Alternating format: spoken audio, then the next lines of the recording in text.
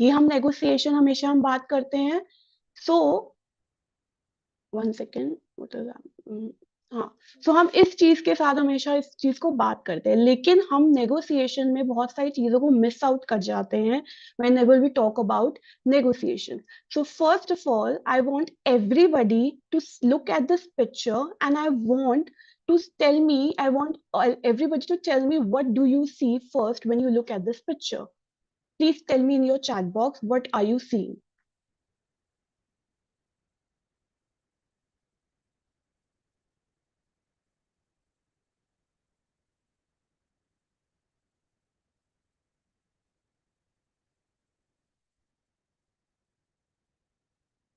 Yes, yes.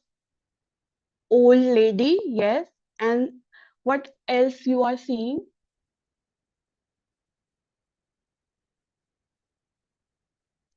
Please answer.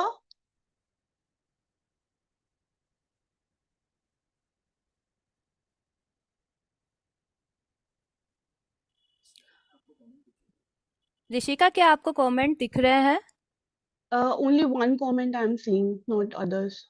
Okay, wait.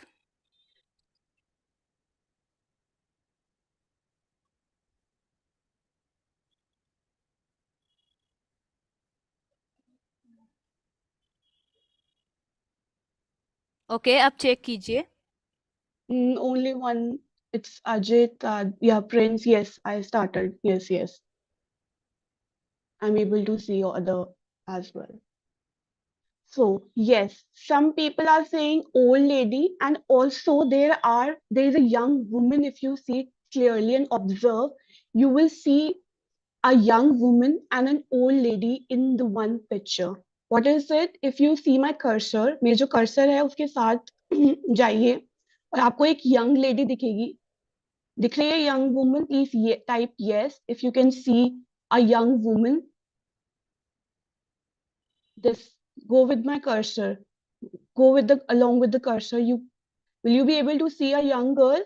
Yes. And now I want to see you, for everybody to see this. This is the eye.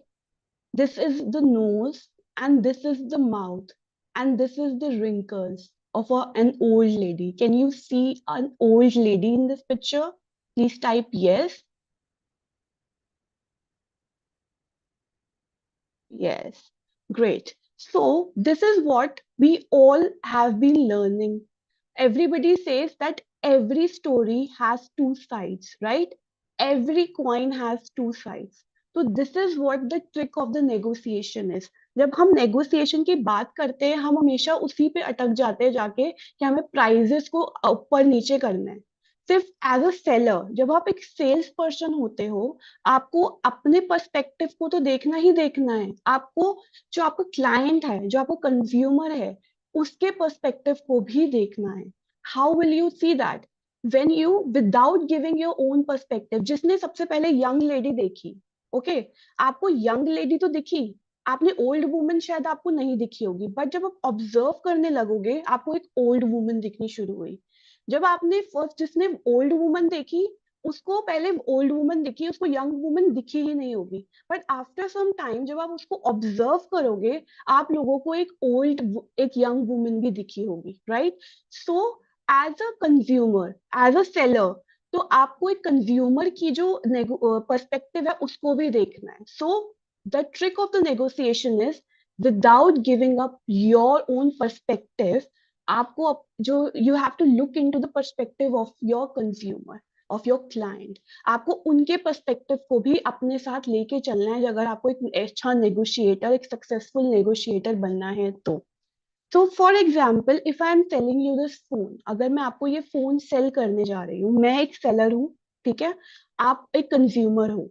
अगर मैं ये phone आपको cell करना चाहती हूँ, तो मैं मेरे पास हम दोनों का एक कॉमन इंटरेस्ट होगा. कॉमन इंटरेस्ट क्या है हम दोनों का? कि ये फोन मेरा, हम दोनों का एक कॉमन इंटरेस्ट है, okay. And what is the uncommon interest? The uncommon interest is, as a seller मुझे अपना मैक्सिमाइज क्या करना है? अपना profit. I want to maximize my profit. And hello, voice break हो रही है?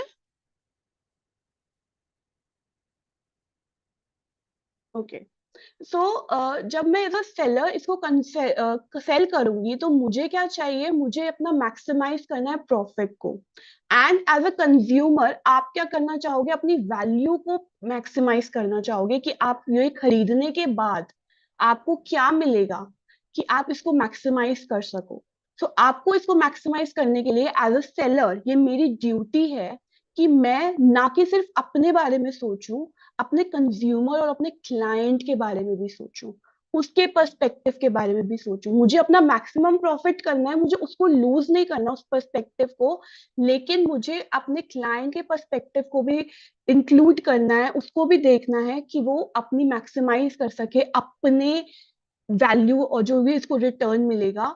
तो इसीलिए मुझे अपने पर्सपेक्टिव को भी गिव अप नहीं करना है। As a negotiator it is really very important कि हम एज अ सेलर, मुझे दोनों को लेके चलूंगी साथ में। Okay, so what is the simple definition of negotiation? When I talk about the simple definition of negotiation, it is an act of back and forth communication trying to reach an agreement. As I said, अगर मैं phone अपना ये बेच रही हूँ, आपको cell कर रही हूँ, हम आपस में बात करेंगे, नेगोशिएट करेंगे कि मैं सबसे ज्यादा प्राइस पे बेचना चाहूंगी क्योंकि मुझे अपना प्रॉफिट मैक्सिमाइज करना है। और एज अ क्लाइंट और कस्टमर आप क्या चाहोगे, सबसे कम प्राइस पे आप उसको नेगोशिएट करना चाहोगे क्योंकि आपको अपनी वैल्यू जो मिल रही है रिटर्न में इस खरीदने के बाद इसको, आपको उसको मैक्सिमाइज करनी है।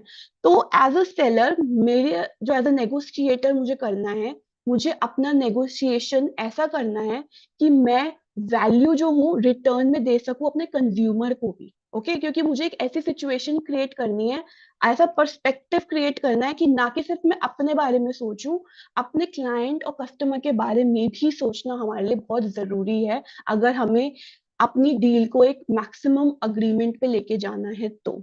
सो फर्स्ट ऑफ ऑल मेरे को ये बताइए कि जब हम कंज्यूमर और सेलर की बात करते हैं, जैसे मैं सपोज ये फोन की ही बात कर रही हूँ, तो सबसे पहला टर्म क्या आता है आपके बारे, आपके लिए, कि आप क्या करना चाहते हो, आप क्या करोगे जब आप ये फोन खरीदने आते हो, आप क्या करोगे उसको सबसे अपनी वैल्यू मैक्सिमाइज करने के लिए, और ताकि आपको सबसे कम प्राइस पे करना पड़े। उसको टर्म को हम क्या यूज करते हैं, बहुत कॉमन टर्म है। आई वांट कि आप चैट बॉक्स में उसको write in the chat box what is that term you usually use when we go for a consumer seller dealing. Yes, bargain. this is what this is what this is what the bargaining, the first term we come into our mind is bargaining. हम उस चीज को क्या करते हैं, bargaining क्या होती है कि मुझे इतना पैसे मैं बार्गेन करूंगी। एज अ सेलर मेरा क्या काम है कि मैं उसको ऐसा बार्गेन करूं, ऐसा ऑफर दूं कि वो यहाँ से लेके ही जाए मुझसे। This is what we all say. But हम हमेशा क्या कर देते हैं, नेगोशिएशन और बार्गेनिंग को इन्वॉल्व एक इंटरचेंजेबली यूज करने लग जाते हैं। However, you cannot use negotiation and bargaining interchangeably, क्योंकि हमारे लिए जो नेगोशिएशन और बार्गेनिंग है वो कभी भी एक साथ नहीं होंगे। यस, बार्गेनिंग जो एक पार्ट है नेगोशिएशन का, बार्गेनिंग में क्या होता है, तो अगर हम इसको सिंप्लीफाई में to learn to understand the bargaining, I want to simplify that कि जो बार्गेनिंग होती है वहां पे प्राइजेस, जब मॉनेटरी टर्म्स और प्राइजेस इन्वॉल्व हो जाते हैं, हम उसको बार्गेनिंग कहने लग जाते हैं। और नेगोशिएशन जो है it is a broader term, it is not just related to prices. यहाँ पे सिर्फ प्राइजेस पे आप नेगोशिएशन नहीं करते हो। नेगोशिएशन एक ब्रॉडर टर्म है जहाँ पे सिर्फ प्राइजेस इन्वॉल्व नहीं होते। So what is bargaining? Bargaining is a subset, it is अ जो एक नेगोशिएशन अगर उसकी अम्ब्रेला है, तो बार्गेनिंग उसका एक पार्ट है। इट इज नॉट इंटरचेंजेबली, आप नहीं यूज कर सकते कि मैं नेगोशिएशन और बार्गेनिंग में लेके जाऊंगी। तो bargaining, what is bargaining? Bargaining में एक सबसेट है जहां पे मोर फोकस कहाँ पे होता है, प्राइजेस पे।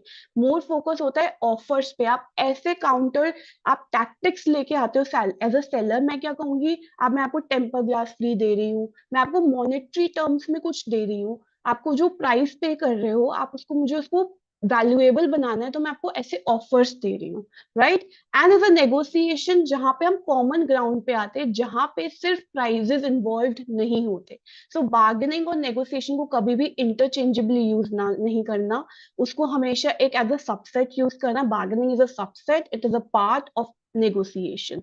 So who do you negotiate with? As I said कि monetary value पे involve नहीं है, सिर्फ monetary involve नहीं है. So इसमें अब मैं कैसे negotiate करूं without monetary terms? हम कैसे करते हैं और किससे करते हैं? Who do you negotiate with? We negotiate every day. हम कहाँ negotiate करते हैं? Every day हम negotiate कर रहे हैं अपने co-workers के साथ, colleagues के साथ, boss के साथ हम करते हैं, clients के साथ करते हैं. Obviously negotiation clients के साथ तो is the basic thing we all do, and to yourself even. जब मैं non monetary terms की बात करती हूँ, I want to give you an example of a non monetary term. Non monetary terms में हम क्या इन्वॉल्व करते हैं कि जब मैं अपने आप से कैसे कर रही हूँ, मैं अपने आप से कर रही हूँ जब मैं बात कर रही हूँ कि सपोज आज I had a very long day and very tiring day and I don't want to go to gym and I had a resolution. I have been going to the gym, hitting the gym since 1 January. मेरा resolution था new year का कि मैं gym जाऊंगी, but because मेरा इतना hard day था, मैं जिम नहीं जा पा रही. तो मैंने क्या करा कि चलो मैं नेगोशिएट करती हूँ अपने आप से, सो दैट मैंने क्या सोचा कि मैं 45 मिनट्स जिम करती हूँ, let's go for a 15 minute gym. Okay, 45 minute से मैंने अपने आप से नेगोशिएशन क्या किया, 15 मिनट जिम किया. यहाँ पे कुछ भी मॉनेटरी इन्वॉल्व है? येस और no, please tell me. Monetary involve है इसमें? प्लीज येस और नो. नो, मॉनेटरी इन्वॉल्व नहीं है यहाँ पे, कहीं पे भी पैसे इन्वॉल्वमेंट नहीं हो रही है. Yes, no, there is no monetary terms. यहाँ पे कोई भी प्राइसेस इन्वॉल्व नहीं है. यहाँ पे क्या इन्वॉल्व आ रहा है? मैं मैक्सिमाइज क्या कर रही हूँ? अपना बेनिफिट. बेनिफिट क्या है? Health benefit. और मैक्सिमम क्या कर रही हूँ? Leisure. Leisure, what is leisure? क्या होता है? आराम. मैं अपना मैक्सिमाइज कर रही हूँ आराम को, और मैक्सिमाइज कर रही हूँ अपने बेनिफिट को, अपने हेल्थ बेनिफिट को. यहाँ पे कहीं पे भी मॉनेटरी टर्म्स नहीं आ रहे. मैं नेगोशिएशन में अपनी आराम और अपनी वैल्यू, अपने बेनिफिट को मैक्सिमाइज कर रही हूँ. सो नेगोशिएशन में एक ये बहुत जरूरी है, आपको हर चीज को मैक्सिमाइज करना है. कितना भी आप कोशिश करें, आप एक ऐसी सिचुएशन क्रिएट करनी है जहां पे आप दोनों लोग, दोनों चीजों में आप विन कर सके. मतलब विन कर सके, मैंने अपना हेल्थ बेनिफिट भी जीता because I am making my health good, right? And also I am making my leisure, I am doing my leisure and maximizing my leisure. हम अपना जब मैक्सिमाइज करते हैं आराम को, तो हम दोनों चीजों को नेगोशिएट कर रहे हैं विदाउट प्राइजेस को इन्वॉल्व किए, राइट? मैंने प्राइजेस को इन्वॉल्व नहीं किया, लेकिन मैंने yes, I am trying to speak in Hindi as well. मैं हिंदी में ही बात कर रही हूँ Ashish Gupta, if you are okay with that, right? मैं हिंदी में ही कोशिश कर रही हूँ ज्यादा समझाने की. तो जब हम नेगोशिएट करते हैं दो बंदों से प्राइजेस के ऊपर भी नहीं, अब जैसे आप क्लाइंट्स के साथ कैसे नेगोशिएट करते हो जब आप प्राइजेस इन्वॉल्व नहीं होते? नॉन मॉनेटरी टर्म्स में मैं आपको एग्जांपल देती हूँ कि जैसे अगर एज अ मैं कोई कोर्स बेच रही हूँ, ठीक है, मैं एक ट्रेनर हूँ, ठीक है, मैं अपना कोर्स बेच रही हूँ, लेकिन अब मेरा नेगोशिएट, मेरे को ना मॉनेटरी टर्म्स में नहीं देना. मॉनेटरी टर्म्स में मतलब मुझे कोई डिस्काउंट नहीं देना, मैं अपना डिस्काउंट नहीं देना चाहती. तो मैं कैसे नेगोशिएट करूं कि मैं मैक्सिमाइज कर सकूं प्रॉफिट को, और उसको जो कस्टमर है उसको मैक्सिमाइज कर सकूं उसकी वैल्यू को, और मैं दोनों को एक एग्रीमेंट पे लेके जाऊं कि हम दोनों एक ही लेवल कॉमन ग्राउंड पे रीच कर सके. तो मैं कैसे करूंगी? मैं उसको शायद कुछ ऐसा दूं जो मेरे लिए मॉनेटरी टर्म्स में इतना ज्यादा एक्सपेंसिव ना हो, और उसके लिए भी वैल्यू ऐड करे, और मुझे कुछ डिस्काउंट ना देना पड़े. क्योंकि हमें आते हैं ना, क्लाइंट्स क्या कहते हैं, हमें 10% डिस्काउंट दे दो, और 10% दे दो ऊपर से, और 5% दे दो. कितना डिस्काउंट दोगे आप? तो आप क्या करते हो? नॉन मॉनेटरी टर्म्स में नॉन प्राइजेस को इन्वॉल्व करते हो. मैं कहूंगी, सपोज मैंने कहा कि मैं आपको वीकली वीडियोस प्रोवाइड करूंगी 1 मंथ के लिए आफ्टर दिस कोर्स, राइट? तो मैं क्या कह रही हूँ, मैंने कुछ प्राइजेस डिस्काउंट नहीं दिया, मैंने कुछ भी ऐसा डिस्काउंट नहीं दिया जिसकी वजह से उसका मेरा कोई नुकसान होगा. लेकिन मैंने क्या करा, मैंने उसको एक ऐसा वैल्यू ऐड कर दिया मेरे कस्टमर को, उसको लगा कि अच्छा मैंने कुछ ऐसा वैल्यू मेरे को मिल रही है, वीडियोस मिल रही हैं, जो 4 वीडियोस जो मेरे लिए हेल्पफुल होंगी। सो this is how negotiation works. Okay, वहां पे बार्गेन बार्गेन में क्या होता था, मैंने बोला था प्राइजेस इन्वॉल्व हो जाते हैं, ऑफर्स जो आप देते हो, या फिर हम कुछ ऐसे टैक्टिक्स इन्वॉल्व कर देते हैं डिस्काउंट के, कूपन के, तो ये सब क्या हो जाते हैं, बार्गेन में आ जाता है। जब हम नेगोशिएट करते हैं, कभी कभी मॉनेटरी और प्राइजेस इन्वॉल्व नहीं होते, ठीक है। सो बार्गेन और नेगोशिएशन को कभी इंटरचेंजेबली यूज नहीं करना, हमें बार्गेन को एक एज अ पार्ट यूज करना नेगोशिएशन के, और एज अ सेल्स पर्सन हम कभी कभी नेगोशिएट करते हैं without involving prices. I hope इतना आप लोगों को समझ आया होगा। Please type yes if you are okay what you are listening or learning। आपको उतना चीजें समझ आ रही हैं? Okay, thank you for understanding this much. तो इतना चीजें समझ आए कि नेगोशिएशन और प्राइजेस में बार्गेनिंग में डिफरेंस क्या है, ठीक है। सो इतना हमें इन्वॉल्व रखना है कि अब जैसे एज अ सेल्स पर्सन आपकी ये ड्यूटी है कि आप हर चीज को प्राइजेस में इन्वॉल्व नहीं करेंगे। आप कभी कभी कुछ ऐसी वैल्यू वैल्यू ऐड कर देंगे अपने कस्टमर के लिए कि उसको लगेगा कि उसके लिए कुछ वैल्यू ऐड हुई और आपको कुछ प्राइजेस पे भी डिस्काउंट नहीं देना पड़ा, ठीक है। हर चीज को नेगोशिएशन हम प्राइस पे नहीं करेंगे, कभी कभी हमें कुछ ऐसी चीजें निकालनी पड़ती है जहाँ पे हम उसको वैल्यू दें और उसको समझें कि कि उसके लिए कुछ वैल्यू ऐड हो रही है। Okay, so negotiation is a broader term, वहां पे हर चीज में प्राइजेस इन्वॉल्व नहीं करना, ठीक है। सो सिमिलरली एक मुझे आपको एक एग्जांपल देना है। जब हम कुछ सेल करते हैं, राइट, मैं जैसे अब मैं आपको एक एग्जांपल देती हूँ। ड्यूरिंग दिवाली मैं फोन लेने गई, ठीक है। तो फोन लेने गई तो मेरे को ना 15 तो लेना नहीं था, बिकॉज मेरे बजट मुझे कहा मुझे बजट में नहीं है, ठीक है। एज अ सेल्स पर्सन उसने कैसे किया मैं आपको बताऊंगी कि वो कितना अच्छा सेल्स पर्सन था। सो उससे बहुत सारी चीजें लर्न करने को मिली मुझे। उसने क्या कहा मुझे कि उसने मेरा बजट समझा, ठीक है। आपको पहले आपका जो भी क्लाइंट है उसका बजट समझना चाहिए कि उसका बजट क्या है, ठीक है। उसकी नीड क्या है, उसको क्या रिक्वायरमेंट है, एज अ फोन में मुझे क्या चाहिए, मुझे मेरे फोन में उसने सेल्स पर्सन ने समझने की कोशिश करी, ठीक है। तो उसने सोचा, फिर मेरे को उसने कहा कि 13 और 14 जो आपके लिए बेस्ट पॉसिबल है, ठीक है। उसने मुझे पहले ये बोला। तो फिर मुझे एक उसने रीजन एक उसमें फीचर था जो सिर्फ 14 में बहुत स्लाइटली सा डिफरेंस था। तो मुझे कहा, मैंने कहा मैं तो 13 लूंगी, मैं क्यों अपने वाई डू आई स्पेंड, मैं इतना 5 और 10 हज़ार रुपए एक्स्ट्रा क्यों दूं, है ना। तो मैंने कहा कि मुझे तो 13 ही खरीदना है। बट उसने क्या कहा कि नहीं, आपको 13 है, आपके लिए 14 बेस्ट है, कि क्योंकि ना उसने रीजन दिया कि प्रोडक्शन बंद कर रही है एप्पल।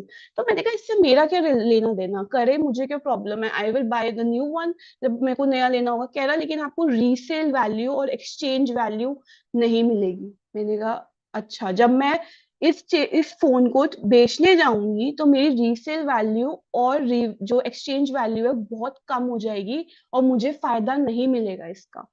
तो व्हाट ही डिड, उसने मुझे बेनिफिट बताया और मुझे ये फोन बेच दिया। एंड आई परचेस्ड, मैंने बाय कर लिया आईफोन 14। 13 की जगह बेच दिया उसने मुझे 14, और उसी टाइम पे वो मुझे उसने बेच चुका था वो, ठीक है। सो अब उसने नेगोशिएशन स्टार्ट ही नहीं करी थी, उसने मुझे एक भी ऑफर नहीं बताया अपना, एक भी कोई ऐसी बता, उसने कुछ भी बताना जरूरी नहीं समझा कि नेगोशिएशन करूं। उसने क्या करा मुझे लेकिन पहले ही बेच दिया। हम क्या करते हैं, पहले अपने ऑफर्स देने लग जाते हैं। उसने मुझे एक भी ऑफर नहीं बताया कि वो कितना डिस्काउंट दे रहा है, वो कितना हैम्पर मुझे कुछ दे रहा है। तो मैंने जब ऐसा दिवाली ऑफर में पूछा कि कुछ तो ऑफर में होगा, तो उसने कहा कि हाँ दिवाली ऑफर में है, दिवाली ऑफर में आपको 5K के हैम्पर मिलेंगे। जब मैं उसने मुझे ये बेच चुका है वो, तब उसने मुझे नेगोशिएशन स्टार्ट करी, ठीक है। लेकिन हम बहुत जगहों पे क्या करते हैं, पहले ही हम बेच नेगोशिएशन स्टार्ट करते हैं कि अपने ऑफर्स बता देते हैं कि ये ऑफर है। This is what we all do wrong. तो नेगोशिएशन और सेलिंग कभी भी हैंड इन हैंड नहीं चलेंगे। नेगोशिएशन और सेलिंग शुड बी सेपरेटेड, हमें इसको सेपरेट रखना है, ठीक है। जो सेलिंग है, उसने क्या किया, मुझे पहले ही अपना उसका जो एज अ सेल्स पर्सन वो मुझे क्या फायदा हुआ, उसने मुझे आईफोन 14 के बेनिफिट्स बताए, ठीक है, 13 के नुकसान बताए। वो अपना मैक्सिमाइज करना चाहता था प्रॉफिट्स। आई अग्री कि उसको 13 नहीं बेचना था, 14 बेचना था, क्योंकि प्रॉफिट मैक्सिमाइज होगा, यस। लेकिन उसने मुझे पहले बेनिफिट्स बताए कि आईफोन 14 खरीदने के आपके पास बेनिफिट्स क्या हैं। तब उसने स्टार्ट किया नेगोशिएशन कि आपके पास ऑफर्स भी है, मैं आपको हैम्पर दूंगा और आपको आप इस कार्ड पे एक आपको डिस्काउंट मिलेगा इतना अगर आप इस कार्ड से पे करते हो। फिर आपको मैं इंश्योरेंस कवर दूंगा अगर आप इंश्योरेंस लोगे। तो उसने क्या करा, पहले अपने आप को आप सेल करो, आप अपने जो भी प्रोडक्ट है, जो भी आपके कोर्सेज हैं, उसको सेल करो, उसके बेनिफिट्स बताओ, उसके नुकसान बताओ, उसके फायदे क्या हैं आपके प्रोडक्ट के, आप तब बताओ। और तब अपने ऑफर्स दो कि मैं इतना डिस्काउंट दे रहा हूँ, इतना आपको डिस्काउंट मिलेगा, इतना आपको ये ऑफर मिलेगा, आपको ये फ्री मिलेगा, या कोई भी जो भी ऑफर आप देना चाहते हो। So this is what you all should be aware as a sales person की नेगोशिएशन और सेलिंग को कभी भी साथ में नहीं चलाना है। आप एक पहले अपना प्रोडक्ट बेचोगे, अब अपने कोर्सेज बेचोगे, तब आप उसके बाद शुरू करोगे अपनी नेगोशिएशन और ऑफर्स। ठीक है, क्योंकि आप as a sales person, as a selling में क्या होता है, हम बजट पूछते हैं, उसकी नीड्स पूछते हैं, उसकी रिक्वायरमेंट क्या है, आप अपना प्रोडक्ट दिखाते हो कि ये बेस्ट प्रोडक्ट है आपके लिए। ठीक है, फिर उसके बाद आप क्या करते हो, फिर एक कॉमन ग्राउंड पे आते हो, आप डिस्कस करते हो, ऑफर्स देते हो, टैक्टिक्स लगाते हो। बार्गेनिंग में जो मैंने आपको बोला था, मॉनेटरी टर्म्स जब इंक्लूड हो जाते हैं वो टैक्टिक्स बन जाते हैं, वहां पे ऑफर्स इंक्लूड हो गए, प्राइसेस इन्वॉल्व हो गए, तो वो बार्गेनिंग हो गई। अब इसी सिचुएशन में मेरा नॉन मॉनेटरी बेनिफिट क्या होगा। सपोज मैं कहूँ कि मैं आपको इंश्योरेंस कवर दूंगी 1 साल के लिए। ठीक है, एज अ आईफोन जो मेकर है वो खुद तो कोई इंश्योरेंस कंपनी नहीं है। उसने क्या किया, कोलैबोरेट कर ले एक इंश्योरेंस कंपनी के साथ, वो उस चीज का खर्चा उठाएगी, मेरे लिए वो मॉनेटरी टर्म्स में जीरो है, मुझे कोई खर्चा नहीं करना, वो मैंने एक कोलैबोरेशन किया एक इंश्योरेंस कंपनी के साथ, वो पे करेगा, मुझे कुछ नहीं करना। लेकिन मैंने क्या करा, एक वैल्यू ऐड कर दी मेरे कस्टमर के लिए, नॉन मॉनेटरी मैंने एक नेगोशिएशन करी। उसके लिए फायदा हुआ कि उसको वैल्यू मिल गई एक कस्टमर को इंश्योरेंस की, और as a person, as as a seller, मुझे बेनिफिट क्या हुआ, मैंने अपने मैक्सिमाइज किया प्रॉफिट, वैल्यू भी ऐड कर दी। एज अ सेड, दो पर्सपेक्टिव लेके चली, not just about my self, about my customer. मैंने उसको फोन तो बेचा, उसको वैल्यू भी ऐड करी, इंश्योरेंस कवर दे रही हूँ, ऑफर्स दे रही हूँ, मैंने उसकी वैल्यू को ऐड कर दिया। और इंश्योरेंस कवर में मैंने अपना कोई पैसा भी खर्च नहीं किया, आई पेड जीरो अमाउंट, क्योंकि मेरा एक कोलैबोरेशन था।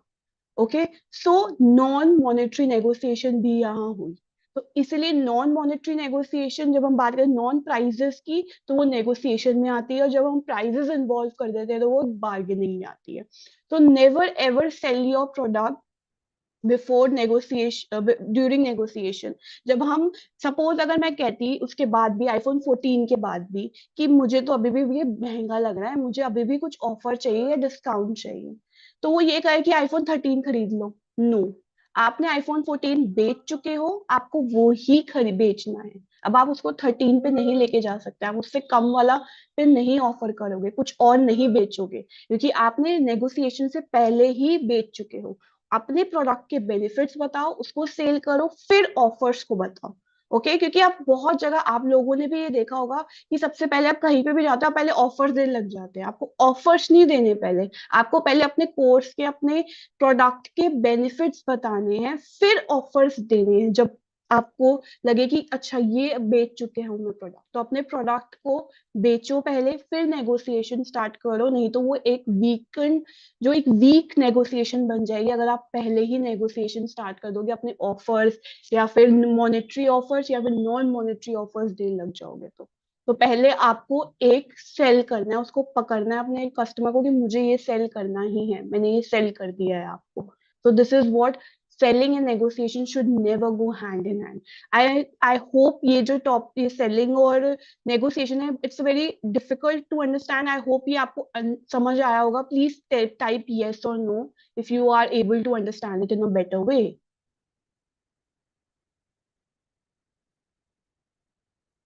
Thank you, thank you Sanjana.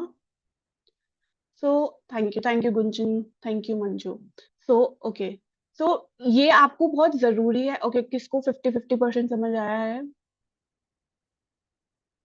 देखो, जिसको भी 50-50 समझ आया है, तो एक ये चीज समझो कि आपको सेल नहीं करना। आपको जब सेल करते हो, सपोज मैं ये फोन बेच रही हूँ ना, तो मुझे पहले इसके बेनिफिट बताने हैं आपको। इस फोन को खरीदने के आपके बेनिफिट क्या है, मैंने आपको ये बताना है, ना कि मैं पहले जाके ऑफर दे दूं कि मैं आपको टेम्पर ग्लास दूंगी, कवर दूंगी। मुझे ये नहीं बताना। मुझे पहले इस फोन को बेचना है आपको। मैं इसके फोन के आपको बेनिफिट्स बताऊंगी कि आपको ये क्यों खरीदना चाहिए। जब मैं इसको बेच दूं, आपने खरीद लिया, आप ओके हो गए हो, अश्योर हो गए हो कि ये ही मैं खरीदूंगी, खरीदूंगा या खरीदूंगी, तो आपने इसको कर लिया कि यही मेरा फोन है, यही मुझे अब खरीदना है। तो अब मैं आपको साथ, अब आप मुझसे पूछोगे एज अ कस्टमर की कुछ ऑफर्स, तब मैं ऑफर्स देने शुरू करूंगी कि क्या क्या अच्छे ऑफर्स है। अगर वो और भी कहेगा तो और नेगोशिएशन लेके आएंगे, और ऑफर्स देंगे। जो भी ऑफर्स है मैं उसको अवेलेबल है उसको दूंगी। सो पहले आपको सेल करना है, अपने बेनिफिट्स बताने। ये नहीं कि पहले ही मैं फोन के ऑफर दे दूंगी कि आपको भी टेम्पर ग्लास फ्री दूंगी इस फोन के साथ। ये नहीं बताना। आपको पहले इस फोन के बेनिफिट बताने हैं कि इसमें आपकी वीडियो बहुत अच्छी बनेगी, फोटो आपको बहुत अच्छी आएगी, आपको जो भी इसके बेनिफिट्स, आपको ये बेनिफिट बताने हैं। फिर आपको नेगोशिएशन स्टार्ट करनी है। आई होप जिसको 50-50 क्लियर हुआ था, अब क्लियर हुआ होगा कि आपको नेगोशिएशन और सेलिंग कभी भी एक साथ नहीं करनी, अलग अलग करनी है। ओके, सेल करके फिर आप अपने ऑफर्स और नेगोशिएशन स्टार्ट करेंगे। ओके, सो नाउ अब आपको कैसे पता चलेगा कि आपने कैसे आपने अपनी इस नेगोशिएशन को स्टार्ट करना है, आपने इन्फ्लुएंस कैसे करोगे, किसको, किसके पास ज्यादा क्या कहते हैं ना, पावर किसके पास है। क्या होता है ना कि सेलर के पास ज्यादा पावर है, कंज्यूमर के पास ज्यादा पावर है। आपको कैसे पता चलेगा कि मैं कस्टमर के साथ कैसे डील करूं, कि किस कैसे इन्फ्लुएंस करूं कि मैं अपना जो प्रॉफिट है वो मैक्सिमाइज कर सकूं। और मुझे अब क्या कहते हैं, ऑलरेडी आई सेड कि आपको समझना पड़ेगा कंज्यूमर के पर्सपेक्टिव को भी। लेकिन कुछ तो पावर होगी ना कि मैं कैसे अपने आप को ये करूं। ठीक है, so the most important thing, आपको पावर समझनी पड़ेगी। अगर आपको, आपके पास पावर से क्या होगा, पावर एक एबिलिटी देगा आपको इन्फ्लुएंस करने की। ठीक है, मैंने क्या लिखा है कि the more you have, the more influence you have on timing, scope and style. अगर आपके पास पावर होगी, आप ज्यादा अपने जो नेगोशिएशन है उसको बेटर वे में कर पाओगे, और अपना जो प्रॉफिट है उसको मैक्सिमाइज कर पाओगे। आप क्यों बिजनेस कर रहे हो, आप क्यों काम कर रहे हो, आपको मैक्सिमाइज करना है प्रॉफिट। अपने जो भी salary, whatever you are doing, आपको उसको मैक्सिमाइज करना है। वो कैसे करोगे, टू अंडरस्टैंड द पावर, कि पावर किसके पास है, ये हमें पता होना बहुत जरूरी है।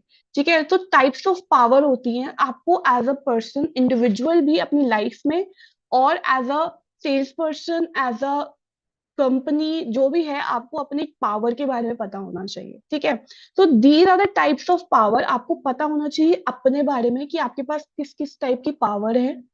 और ऐसी पावर सिर्फ अपने बारे में नहीं। अब आपको, अगर एज अ कंपनी, मुझे एज अ ट्रेनर मुझे लीड करना है कहीं पे, ठीक है, मुझे अपना चाहिए कि मैं अपना एक नाम बना सकूं, तो मुझे सिर्फ अपने या अपने क्लाइंट्स के बारे में, या फिर मार्केट में क्या डिमांड है, उसको क्या चाहिए, इसके बारे में नहीं। मुझे एक अपने जो कंपेटिटर हैं, जो मेरा कंपटीशन है, मुझे उसके बारे में भी पता होना चाहिए। ठीक है, जो मेरा कंपेटिटर है, एज अ कोलीग्स भी, अगर आप सब, हम सब जॉब भी कर रहे हैं कहीं पे, तो मुझे सिर्फ अपने बॉस या सिर्फ अपने बारे में नहीं पता होगा कि मेरी पावर क्या है, मेरी बॉस की पावर क्या है। मुझे अपने कंपेटिटर की पावर का भी पता होना चाहिए, कि उसके पास ज्यादा एक्सपीरियंस है, या उसके पास ज्यादा कोई डिग्री है, या कोई वो ट्रेनिंग है, उसके पास कुछ भी ऐसा पावर है जो बहुत उस मेरे से ज्यादा है या मेरे से कम है, मुझे पता होना चाहिए। So, knowing the power of your competitor is also very important अगर आपको influence करना है अपनी negotiation को। मुझे एक बात बताइए कि जो पेटीएम के साथ जो चल रहा है, Paytm payment bank, I hope all you are aware. Please type yes और नो कि आप उससे अवेयर है, पेटीएम, जो पेटीएम बैंक के साथ जो भी सिचुएशन चल रही है। यस और no, please type yes. Yes, most of the people, yes, all, I think everybody is aware, right? Okay, great।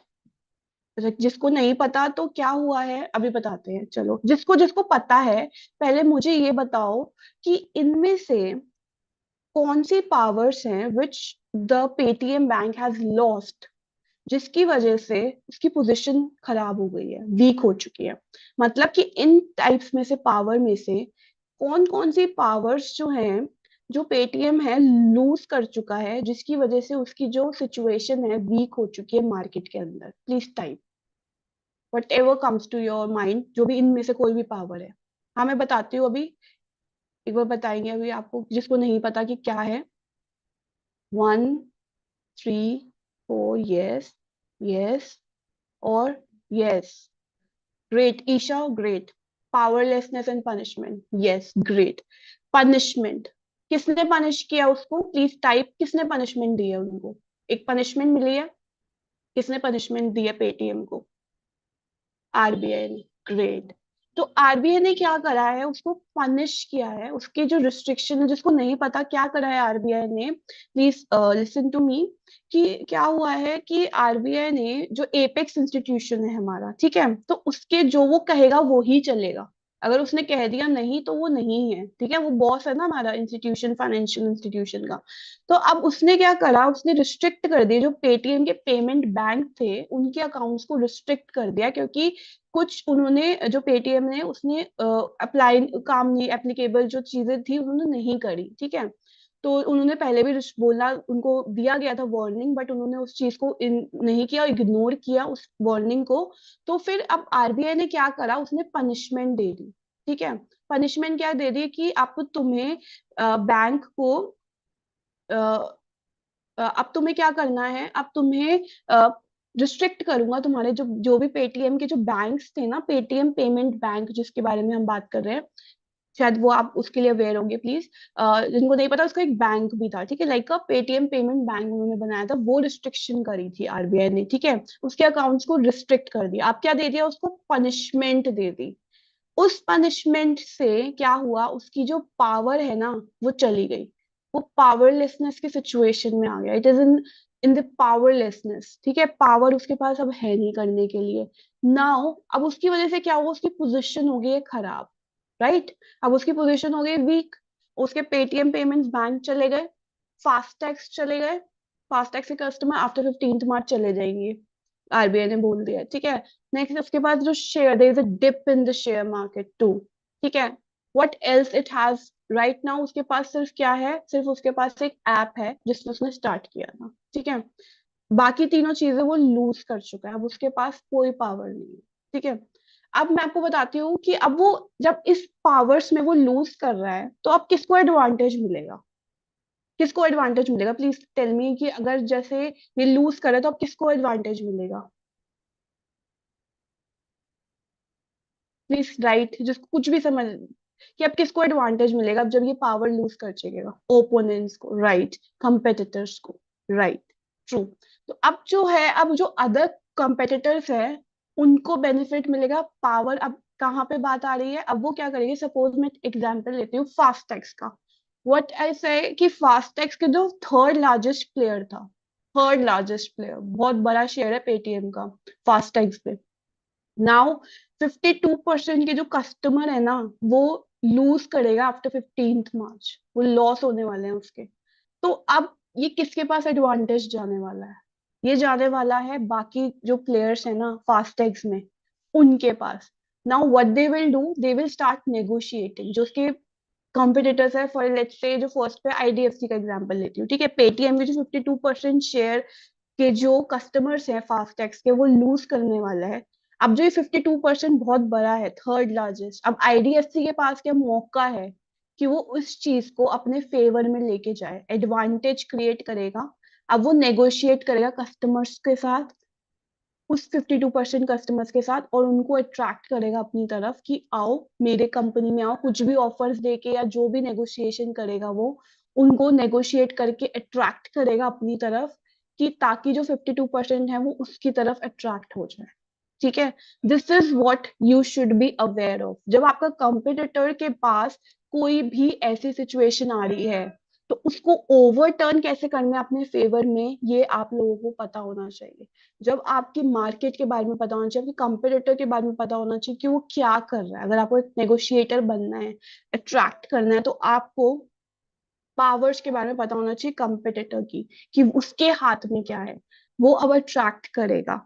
ठीक है, सो अब आप इस प्रोएक्टिव पावर को कैसे, how to be proactive about power, as I said, knowledgeable about your counterparts, आपके competitors क्या कर रहे हैं उनके बारे में आपको पता होना चाहिए, उनकी मार्केट कंडीशन क्या चल रही है। एज पेटीएम की कंडीशन बहुत वर्सन है, तो अब उनके पास बेनिफिट है कि ओवरटर्न करे अपने फेवर में और अपने आप को पावरफुल बना ले, राइट। वो 52% जो कस्टमर अपने पास ले आएगा तो कितना पावरफुल बन जाएगा, वी ऑल नो। सो इसके पास वो है, और उसकी स्ट्रेंथ्स और वीकनेसेस आपको पता होनी चाहिए कि आपके पास स्ट्रेंथ क्या है आपके काउंटर पार्ट्स की, और आप उनकी वीकनेस क्या है। सो आपको पावर के बारे में सिर्फ अपने पावर, अपनी स्ट्रेंथ, आपके बॉस के पावर, आपके बॉस की स्ट्रेंथ, आपके क्लाइंट की पावर, क्लाइंट की स्ट्रेंथ, मार्केट की क्या कंडीशन है, मार्केट में क्या डिमांड है, सिर्फ इसके बारे में नहीं पता होना चाहिए, आपको अपने कंपेटिटर के बारे में भी पता होना चाहिए। अगर आपको एक से चाहिए, आपको एक बनना है, उसमें जो कंपटीशन है उसमें स्टे करना है, तो आपको अपने कंपेटिटर्स के बारे में पता होना चाहिए, राइट। क्योंकि एज अ कंपनी भी, आप, ये कोई मोनोपोली नहीं है कि सिर्फ एक कंपनी सरवाइव करेगी, इतनी सारी कंपनीज आ चुकी हैं, इतने सारे ट्रेनर्स हैं, इतने सारे जो लोग हैं वो यही सेम काम कर रहे हैं, सेम नीश में हैं। तो आप उसको, आप अपने आप को ओवर पावर कैसे करोगे, कैसे अपना एक नाम बनाओगे, कैसे एक अपने आप करोगे, आपको एक कंपेटिटर के बारे में भी पता होना चाहिए कि वो क्या कर रहा है, वो कहाँ पे है, ताकि मैं एक ऐसी सिचुएशन बना सकूं, मैं अपने आप को फायदा दे सकूं। ठीक है, now sometimes, as let's go back to Paytm. Paytm के बाद वापस जाते हैं। अब उसके पास, उसको पता है कि जो उसकी काउंटर पार्ट की पावर है ना, उससे ज्यादा है। कभी कभी ऐसी सिचुएशन भी आएगी कि आपके पास वो पावर नहीं है, आपका जो कंपेटिटर है वो ज्यादा पावरफुल है। ठीक है, अब पेटीएम के साथ क्या हो रहा है कि काउंटर पार्ट के पास ज्यादा पावर है, उसके कंपेटिटर के पास ज्यादा पावर है, आपके पास इतनी पावर नहीं है। ठीक है, तो जब आपके पास वो पावर नहीं है, तो अब उसकी स्ट्रैटेजी क्या होगी पेटीएम के पास, कि वो कैसे इस चीज के अंदर सरवाइव करे। अब वो नेगोशिएट कैसे करे, नेगोशिएशन मतलब कि अपने कस्टमर्स को कैसे बिठा के रखे कि वो उसके साथ रहे, to stay with him, to stay with it, कि वो कैसे अपने आप को सरवाइव करवाएगा, कैसे, क्या क्या नेगोशिएशन करेगा। क्योंकि अब इस सिचुएशन में बहुत बुरी हालत हो चुकी है, उसके पास सिर्फ ऐप है, तो वो क्या नेगोशिएट करे कि मेरा जो कंपेटिटर है या फिर जो मेरा कस्टमर है, एटलीस्ट वो तो रहे, चाहे नए अभी ऐड ना हो, लेकिन जो कस्टमर्स मेरे पास हैं वो मेरे पास स्टे करे, सरवाइव करे। तो वो क्या करना चाहिए। तो मोस्ट ऑफ द टाइम हम क्या करते हैं, हम उस चीज पे चले जाते हैं कि अगर मेरा कुछ लॉ, कुछ भी ऐसा नुकसान हो रहा है, ठीक है, मुझ कुछ अच्छी कंडीशन नहीं चल रही है मेरी, तो हम क्या सोचने लगे थे, या तो मैं अपने जो प्रोडक्ट है या फिर अपना जो कुछ भी स्किल्स है उसको एक इक्वल टू कॉस्ट प्राइस पे बेच दूं, जहाँ पे मैं no profit no gain, right. जब हम कुछ भी चीज कॉस्ट प्राइस पे बेचेंगे तो उसका मतलब क्या होता है, कोई प्रॉफिट नहीं हो रहा, कोई गेन नहीं हो रहा, या फिर उससे लेस में बेचूंगी तो मेरा मतलब लॉस हो रहा है। ठीक है, तो अब टू सर्वाइव क्या पेटीएम को बॉटम लाइन स्ट्रैटेजी अपनानी चाहिए। Bottom line, what is bottom line strategy, कि वो अपने आप को सरवाइव करने के लिए लॉसेस को इनकर करे। लॉसेस इनकर मतलब कि उसके अगर लॉस हो रहा है तो वो करने दे जैसे तैसे, लेकिन अब सरवाइव करने की सिचुएशन है, वो सरवाइव करना है, तो वो लॉस लेके चलता रहे। ठीक है, वो लॉस कर सकता, because it literally Paytm had a great journey. ठीक है, वो बहुत फायदे में भी रहा है पास्ट में, थोड़े अच्छी तरह वो सरवाइव कर लेगा लॉस पे भी, लेकिन कब तक। आप शॉर्टर टर्म तक अपने प्राइजेस को बिलो, जब भी आप अपने प्राइजेस को बिलो द कॉस्ट प्राइस या फिर equal to the cost price करते हो, जहां पे आप कोई प्रॉफिट नहीं कमा रहे या फिर लॉस में जा रहे हो, आप वो सिर्फ शॉर्टर पीरियड तक के कर सकते हो। लॉन्गर पीरियड में क्या होगा, टू शट डाउन करना पड़ेगा, है ना। अगर कोई भी कंपनी नहीं चलेगी लॉन्गर पीरियड में, क्या होगा, अगर सपोज मैं एज अ क्रिएटर हूँ, ठीक है, मेरे फॉलोअर्स स्टैग्नेंट हो गए, स्टैग्नेंट मतलब बढ़ ही नहीं रहे हैं, इंक्रीज ही नहीं हो रहे हैं, तो आफ्टर सर्टन टाइम, कुछ टाइम में सरवाइव कर लूंगी, ठीक है, आफ्टर सर्टन टाइम क्या होगा, मुझे बंद करना पड़ेगा, राइट। क्योंकि अगर मेरा कुछ बढ़ ही नहीं रहा है, ना ही मुझे कोई ऑफर्स आ रहे हैं, ना ही मेरा कोई फॉलोअर्स इंक्रीज हो रहे हैं, तो what I will do, I will shut down my page, that will happen for a longer period of time. ठीक है, तो आपको प्राइजेस पे जाने के लिए क्योंकि ये क्या होगा, इससे प्राइजेस पे फोकस हो जाएगा और आप बहुत ज्यादा नुकसान में जाओगे, और लॉन्गर पीरियड के लिए आप इस चीज को नहीं कर सकते। ठीक है। तो इस सिचुएशन को हम कैसे, ऑल्टरनेटिव क्या है कि मेरे को इतना बुरी जो सिचुएशन में जाना ही ना पड़े। ठीक है। अब मुझे एक बात बताइए कि जो पेटीएम ऐप है, अब क्या कर रहा है वो, पेटीएम ऐप क्या कर रहा है अब। जब आप पेटीएम ऐप खोलते हो तो आपके पास कोई पॉपअप मैसेज आता है? क्या मैसेज आता है? वांट की कुछ भी right, please right in comment box what you feel, कि क्या आता है जब आप पेटीएम खोलते हो तो क्या मैसेज आ रहा है आपके पास?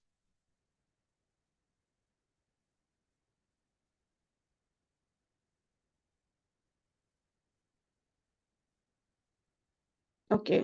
जब आप पेटीएम खोलते हो ना, तो आप पेटीएम आपको क्या मैसेज दे रहा है कि हम 29 फेब के बाद भी यहीं स्टे करेंगे, प्लीज डोंट लीव। हमें कस्टमर्स को वो एश्योरेंस दे रहा है, नेगोशिएट कर रहा है जो भी उसके कस्टमर्स हैं कि मत जाओ, हम यहीं पे हैं अपने कुएं। उसने एक इंपॉर्टेंट अपडेट्स का सेक्शन भी बना दिया है, जहाँ पे वो Q&A, जो कस्टमर के क्वेश्चंस है ना, उनके साथ अपने आप ही क्वेश्चंस बना के वो आंसर्स दे रहा है, ताकि जो उनकी जो भी इश्यूज है, जो भी उनको डाउट्स है ना, वो क्लियर कर रहा है पहले ही। ठीक है। ताकि उनको कोई इश्यू ना आए 29 फेब के बाद। ठीक है। 29 फेब तक का टाइम दिया है बैंक ने, आरबीआई ने, तो वो उसके पहले ही वो सब कुछ क्लियर कर रहा है, ताकि जो मेरे कस्टमर्स है ना वो जाए ना। वो क्या कर रहा है, वो नेगोशिएशन कर रहा है, वो नेगोशिएट कर रहा है कि प्लीज स्टे विद मी, भाई मत जाओ, मेरे को क्या कहते हैं, कस्टमर्स को यही रहो। बट अगर वो चले गए तो वो क्या करेगा? अगर वो अगर वो चले गए, Chitra, I will take the questions after the session, please let me complete first, okay? तो मैं हम उसके बाद आपका सारे सबके क्वेश्चंस लेंगे। ठीक है। सो ऑल्टरनेटिव टू बॉटम लाइन क्या है कि वो क्या करे, अब वो क्या करे, बैठना। बैठना का सबसे इजिएस्ट वे तो मेरे हिसाब से मैं बोलूंगी plan B.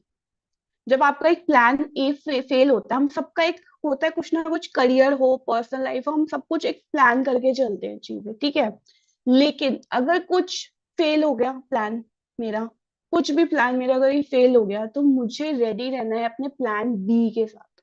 Please be ready with your plan बीज। वो बिजनेसेस में भी होता है, वो कंपनीज के लिए भी होता है कि आपको अपने प्लान बी के साथ रेडी रहना है। तो व्हाट इज प्लान बी? बैठना। बैठना क्या होता है?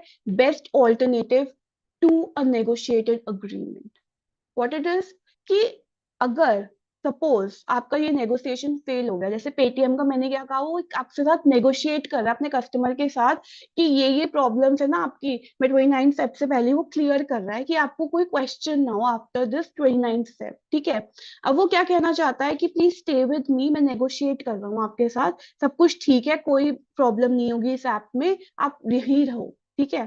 तो जब वो नेगोशिएट कर रहा है ना, तो वो क्या कर रहा है अब, लेकिन अगर ये फेल हो गई तो अब वो फिर क्या करेगा? अगर जब ये फेल हो गई तो उसको एक ऐसा ऑल्टरनेटिव रेडी रखना पड़ेगा, अगर ये जो फर्स्ट नेगोशिएशन उसकी फेल हो गई, ताकि जो उसकी ऐप है एटलीस्ट वो अब रहे, बाकी सब उस पर रिस्ट्रिक्ट हो चुका है।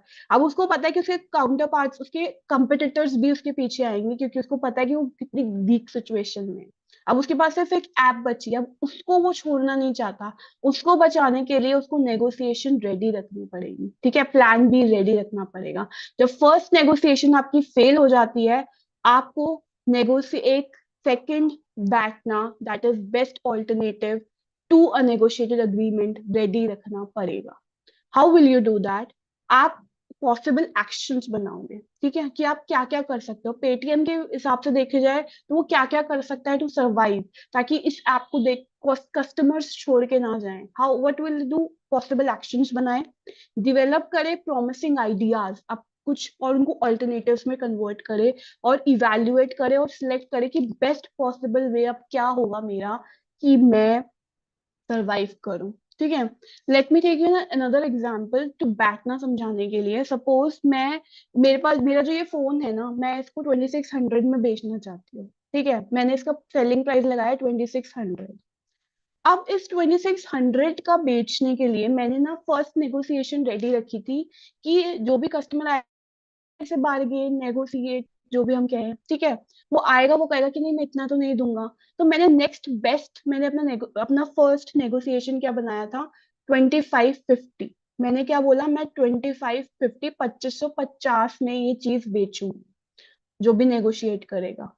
लेकिन अब मेरे कस्टमर ने फिर नेगोशिएट कर लिया, तो मेरे को रेडी रहना पड़ेगा अपने प्लान बी के साथ। अगर ये 2550 में 2550 में नहीं गया, नहीं बिका, तो मुझे अपना एक next best option, next best negotiation, बैठना, अपना प्लान बी रखना पड़ेगा रेडी, आफ्टर एनालाइजिंग मेरा प्रॉफिट। मुझे अपना प्रॉफिट मार्जिन देखना है कि मेरा कितना प्रॉफिट मार्जिन हो रहा है, कि मेरा मार्जिन भी मेंटेन रहे और मैं इस चीज को बेच सकूं। तो मैंने नेक्स्ट पहले ही मैं रेडी थी। अगर कोई कस्टमर 2550 में ले गया तो बहुत अच्छा, कि मेरी फर्स्ट नेगोशिएशन जीत गई और मैंने उसको बेच दिया।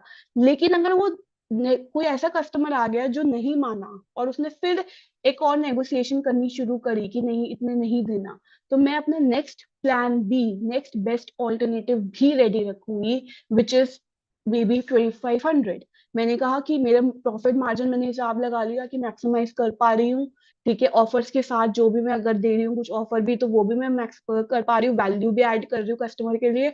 तो 2500 में मैं बेस्ट ऑल्टरनेटिव मेरा ये है कि मैं 2500 में लास्ट बेच सकती हूँ, मुझे कोई इश्यू नहीं है, ठीक है। सो फर्स्ट नेगोशिएशन मेरी क्या थी, 2550। वो फेल हो गई, अगर मेरा कस्टमर नहीं माना तो मैं जाऊंगी 2500 में, वो मेरे को रेडी रखना है पहले ही। As a company, as a sales person, you all should be ready with your plan B's. अगर आपकी कोई नेगोशिएशन आपके क्लाइंट के साथ फेल हो जाती है, वो नहीं मानता कि मुझे मैं इतने में नहीं खरीदना कोर्स, या फिर कुछ भी ऐसा हो सिचुएशन होती है कि वो नहीं मान रहा, तो आपको एक ऐसा नेक्स्ट बेस्ट ऑल्टरनेटिव भी रेडी रखना है कि आपका प्रॉफिट भी मैक्सिमाइज हो, जिसकी वजह से आप कस्टमर को वैल्यू भी दे सको, और आपका बेस्ट, आपका कोई नुकसान भी ना हो उस चीज में। तो आपको अपने बेस्ट ऑल्टरनेटिव को रेडी रखना है। आपका जो बैठना है, best alternative to negotiated agreement means आपका नेक्स्ट बेस्ट प्लान बी क्या होगा, उसको रेडी रखना है। आई होप ये बैठना बहुत समझ आया हो आपको। प्लीज लेट मी नो कि अगर क्योंकि BATNA is very important in negotiation strategy. Please let me know कि आपको ये समझ आया है, येस और no please. Yes, okay, thank you. Because it is a very important thing, it's simply put, अगर मैं इसको बोलूँ सिंपल लैंग्वेज में, please be ready with your plan Bs. हम अपनी लाइफ में भी प्लान बीज के साथ रेडी रहते हैं, वैसे ही आपको नेगोशिएशन में भी, अगर आप एक नेगोशिएशन रख रहे हो, आपको एक ऐसी बेस्ट नेगोशिएशन भी रेडी रखनी है, ताकि आप उस चीज को कर सको, ठीक है। वो आप कैसे करोगे, वो मैंने आपको बताया कि पॉसिबल एक्शंस ढूंढो, इवेल्युएट करो, बनाओ ऑल्टरनेटिव, ताकि वो ऑल्टरनेटिव बन सके, ताकि आप इस डील को क्रैक कर सको, इस कोई भी डील को नेगोशिएट कर सको बेटर पॉसिबल वे में, ठीक है। तो it is very very important to have this. Now क्या होंगे, एक एज अ नेगोशिएटर, अगर मैं कुछ नेगोशिएट कर रही हूँ, कुछ ट्रेट्स होने चाहिए, कुछ सक्सेसफुल जो नेगोशिएटर्स हैं, जो डील, आप कहते हो ना, कुछ लोग होते हैं, भाई क्या बार्गेन करता है तू, क्या बार्गेन करती है तू, मम्मियां सबसे अच्छी बार्गेन करती है ना, क्योंकि वो सबसे ज्यादा समझती हैं, और इन इन वो भाई वो कहते हैं कि भाई मैं तो इतने में ही दूंगी। वो बार्गेनिंग की जो पावर है ना उनके अंदर बहुत ज्यादा है। क्यों है, क्योंकि वो उनके पास कुछ ट्रेट्स हैं, होते हैं, एक सक्सेसफुल नेगोशिएटर के कुछ ट्रेट्स होते हैं जो हमें समझने पड़ेंगे और उसको फॉलो करने पड़ेंगे to become a successful negotiator. तो मैं एक एग्जांपल देना चाहती हूँ आपको, एक neutral point of view. Suppose आप, you are sitting with your friends, आप अपने फ्रेंड्स के साथ हो एक रूम में, एंड एक्स एंड वाई, ठीक है। आपका जो एक एक्स फ्रेंड कह रहा है कि मुझे ना ओपन करनी है window, I want to open the window, and Z friend, Y friend says कि मुझे तो ये विंडो क्लोज करनी है, एंड यू आर न्यूट्रल। मैं न्यूट्रल हूँ, मुझे कोई इश्यू नहीं है कि चाहे वो ओपन रहे चाहे क्लोज रहे, I am okay with it. So, how will you deal with the situation? How will you begin? अब अपना एक नेगोशिएशन, अब वो कह रहे हैं कि आप नेगोशिएटर बनो, क्योंकि एक्स को चाहिए ओपन विंडो, वाई को चाहिए क्लोज विंडो। आप न्यूट्रल पॉइंट ऑफ व्यू से नॉर्मल हो, मुझे कोई इश्यू नहीं है। अब आप मुझे बताइए चैट बॉक्स में, please write down in chat box कि आप कैसे इनिशिएट करोगे इस नेगोशिएशन को। आप क्या क्या करोगे कि दोनों सिचुएशन को नेगोशिएट कैसे करोगे, प्लीज। मैं फिर आपको बताऊंगी कि how will you proceed. Okay.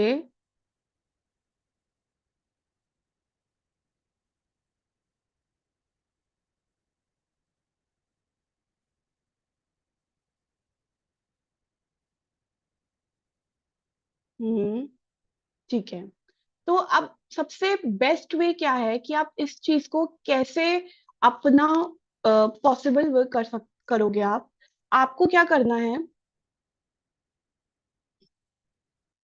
आपको सबसे पहले लिसनिंग, आपको उसको सुनना है, एक्स को भी सुनना है, वाई को भी सुनना है कि वो क्या कहना चाहते हैं। एनालाइज करो सिचुएशन को, क्योंकि active listening is very important, जो हम एक नॉर्मल टर्म्स में, not just for the negotiator, as a communication skill trainer I also suggest कि active listening is really very important. Suppose अगर आपका कोई बॉस आपको कहता है कि you have to submit this project by 7 p.m. Tonight, अब आपने एक एक्टिव लिसनर नहीं हो, आपने टू नाइट सुना ही नहीं, अब हो गया कियोस क्रिएट। ठीक है। सो एक्टिव लिसनर बहुत ज्यादा जरूरी है। अगर आपने एक्टिव लिसनिंग नहीं करी तो आप क्या करोगे, एक ऐसी सिचुएशन में फंस जाओगे जो आपको समझ ही नहीं आएगी।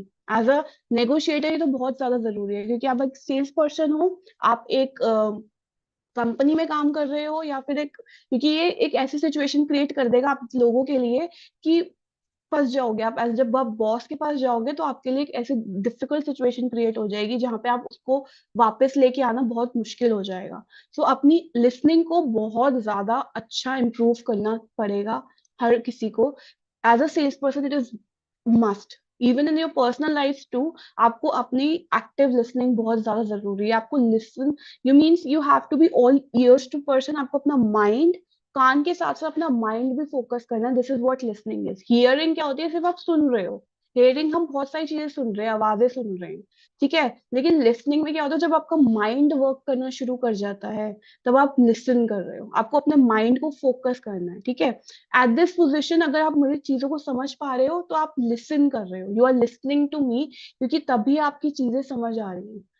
आपका माइंड भी यही वर्क कर रहा है। अगर आप सिर्फ हेयर कर रहे हो, आप सिर्फ सुनोगे, आपको, you are not able to understand what I am telling you, what I am teaching you, and what I am trying to make you understand. अगर आप लिसनिंग में हो, अगर आप, आपके ब्रेन भी ओपन है विद योर ईयर्स, तो आप बहुत सारी चीजें इम्बाइब कर पाओगे। So active listening is very important. As a negotiator मैं विंडो में क्या करूंगी, मैं एक्स की भी सुनूंगी, वाई की भी सुनूंगी। अच्छा, कि एक्स को क्यों चाहिए ओपन विंडो, वाई को क्यों चाहिए क्लोज विंडो, क्या इश्यू है इसको, तो मैं समझूंगी, समझने की कोशिश, एनालाइज करूंगी सिचुएशन को। फिर अब मेरा नेक्स्ट स्टेप क्या होगा, मैं क्वेश्चनिंग करूंगी। मुझे क्वेश्चन करना है कि भाई तुझे क्यों प्रॉब्लम है। वो कह रहा है कि मुझे तो सफोकेशन होती है, ठीक है। एक्स कह रहा है मुझे सफोकेशन हो रही है, मुझे ओपन विंडो चाहिए। वाई कह रहा है मेरे को बहुत, I am feeling very cold, मुझे क्लोज विंडो चाहिए, मुझे तो ठंड लग रही है। तो अब मुझे दोनों को क्वेश्चन किया कि तुझे क्या ढंग से प्रॉब्लम है, तुझे क्या ढंग से प्रॉब्लम है, ताकि तू अंडरस्टैंड कि सिचुएशन को मैं समझ पाऊं। अब नेक्स्ट स्टेप मेरा क्या होगा, मैं एम्पथाइज करूंगी। एम्पैथी क्या होती है, कि मैं समझूं। अगर वो कह रहा है, मुझे एक्स कह रहा है मुझे सफोकेशन हो रही है, तो मुझे उसको समझना पड़ेगा कि सफोकेशन, ओके, अगर मेरे साथ सफोकेशन हुई तो मैं कैसा फील करूंगी। तो उसके साथ एम्पथाइज, एम्पैथी मीन्स कि आपको अपनी, उसको put yourself in their shoes, आपको उसको अपनी जगह पे रख के देखो कि अगर मेरे साथ ये हुआ, मुझे सफोकेशन हुई, तो मैं कैसा फील करूंगी। तो वो समझना बहुत जरूरी है, ठीक है। एंड वाई को मैंने कहा कि उसको कोल्ड हो रहा है, कोल्ड लग रहा है, तो if that person is feeling cold, I need to put myself in their shoes कि अच्छा अगर मेरे साथ ऐसा हुआ तो मैं कैसा फील करूंगी। तो ये बहुत जरूरी है when you start empathising. Empathy is very important in any situation. अब उसके बाद आप क्या करोगे, प्लान करो। फिर आप एक प्लानिंग करोगे। या तो आप क्या कहोगे कि ठीक है, या तो आप एक बंदा दूसरे रूम में चला जाए, ठीक है, या फिर एक क्लोज टू विंडो बैठ जाए और एक फार टू विंडो बैठ जाए, ताकि किसी को, उसको ज्यादा, उसको हवा ना लगे, ज्यादा उसको हवा ही ना लगे उस जगह तक, और उसको लिए सफोकेशन इश्यू ना हो, ठीक है। तो अब उसमें सिचुएशन में क्या करूंगी, मुझे क्या करना है, मैक्सिमाइज करनी है वैल्यू। मुझे मैक्सिमाइज करना है कि एक्स बी को भी प्रॉब्लम ना हो, वाई को भी प्रॉब्लम ना हो। मुझे दोनों के लिए एक ऐसी सिचुएशन क्रिएट करनी है, मैक्सिमाइज कर सकूं और एक विन विन सिचुएशन क्रिएट कर सकूं। विन विन सिचुएशन मीन्स दोनों पार्टीज जीत रही हैं। When to both the parties are winning, तो एक ऐसी एग्रीमेंट बन जाएगी जहां पे हम दोनों को प्रूव कर सकते हैं एज अ क्लाइंट। और जो एक क्लाइंट बेस पे कैसे समझ आएगा कि suppose as a negotiator some client come to you, ठीक है, तो वो आप उसने आपने ऑफर अपना सेल कर दिया, आपने अपनी जो भी कोर्सेज है या फिर जो भी आपका प्रोडक्ट है आपने उसको सेल कर दिया, ठीक है। अब उसके बारे में वो नेगोशिएशन कर रहा है, आप उसको सुनो कि वो क्या कहना चाहता है, ठीक है। जब आप उसको सुनते हो आपको समझ आएगा कि अच्छा वो क्या बोलना चाहता है, उसको क्या इश्यू है, कि वो उसको कितना और कम चाहिए। Listen to them, question them कि भाई आपको आपका क्या और क्या आपका कोर्स है, अगर आप कोई लॉन्गर टर्म के लिए आपके साथ रहना चाहे तो आप उस चीज को नेगोशिएट करोगे कि आप उसमें थोड़ा सा आपने अपना वैल्यू चलो कम कर दे कि वो लॉन्गर टर्म के लिए मेरे साथ रहेगा, हमारे साथ रहेगा। फैमिली फ्रेंड्स को भी हम कहते हैं ना कि फैमिली फ्रेंड्स को बताऊंगी, आप प्लीज आप वो थोड़ा और डिस्काउंट दो और कुछ ऑफर दो, फैमिली मेरी फ्रेंड्स भी हैं वो भी आपके पास आएंगी पर ट्रेनिंग लेने या फिर क्या कहते हैं आपका कोर्स ज्वाइन करने के लिए। और अब मैं ये वाले कोर्स के साथ साथ मैं और भी कोर्सेज को ज्वाइन करूंगी अगर आप मुझे इतना ऑफर या डिस्काउंट दोगे। तो listen to them, question them कि व्हाट आर देयर नीड्स। अगर वो ये चीजें लॉन्गर स्टे के लिए आपके साथ रहने वाले हैं तो आप उनके साथ थोड़ा और ऑफर्स आप उनको दे सकते हो। आप एक ऐसी सिचुएशन क्रिएट करो, एम्पथाइज करो कि अच्छा अगर कि भाई तुम्हारे उनको आप put yourself in their shoes, try to understand कि उनकी सिचुएशन क्या है, कि उनको और भी कोर्सेज खरीदने हैं। तो अगर मैं थोड़ा सा डिस्काउंट अगर और ऑफर करने की कोशिश करूँ एज ए नेगोशिएटर तो शायद वो और स्टे करेगा लॉन्गर पीरियड के लिए, अपने फ्रेंड्स को लेके आएगा। और एक ऐसा एग्रीमेंट प्लान करो, एक ऐसा कोर्स, एक ऐसा ऑफर प्लान करो कि वो आपके साथ रहे, ठीक है। जो आपका क्लाइंट है वो आपके साथ रहे।